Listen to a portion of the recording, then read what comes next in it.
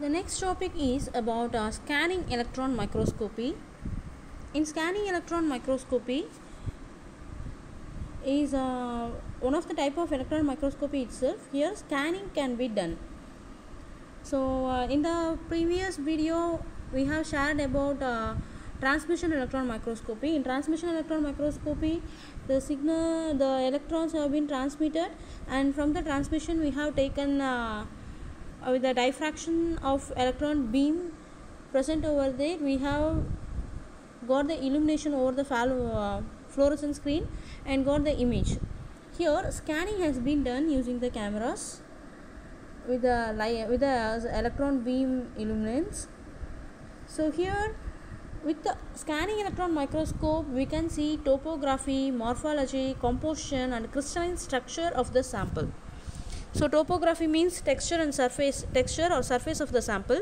Morphology gives you size, shape or order of the particles, and composition means elemental composition with its arrangement, with its atomic arrangement, that is crystalline structure of the sample can also be detected with ICM. With the scanning electron microscope, three operation modes are there: primary, secondary and tertiary. In primary mode, high resolution has been observed with 1 to 5 nanometer, where secondary electron imaging has been done.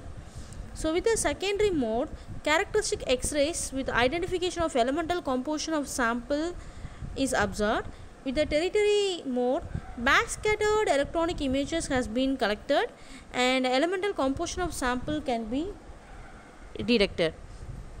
So this is the arrangement of scanning electron microscope, where emitter or electron gun is present with condenser lenses, deflection coils and final lens. So from the electron gun, electron beam has been taken out, and condenser lens condenses the signal into a particular direction, and deflection coils deflect the signal into a particular angle to which we have to get the image. That is, we have to scan with the first line, second line, third line, like that. And so with the deflection coil we have to deflect the electron beam to particular angles, and so the deflection may occur.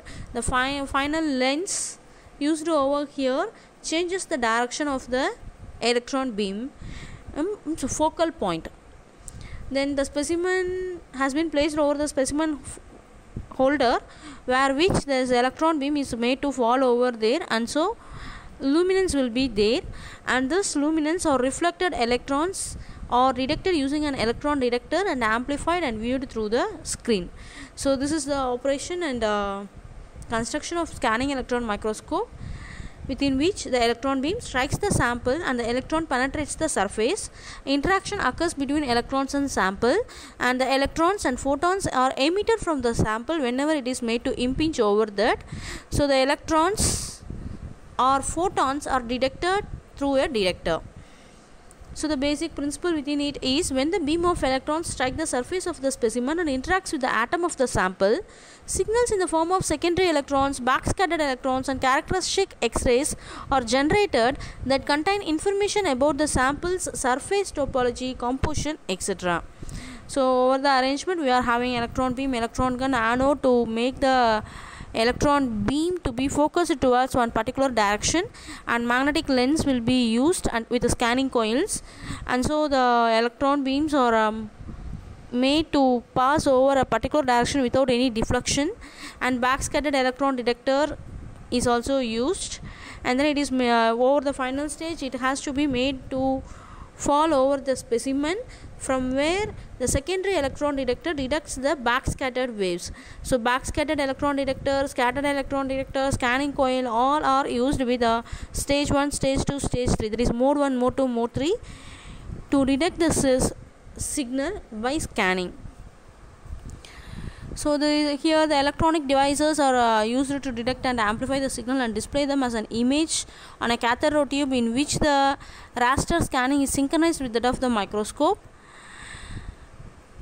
So the same whatever be done with the CRT, the same same methodology has been used over here.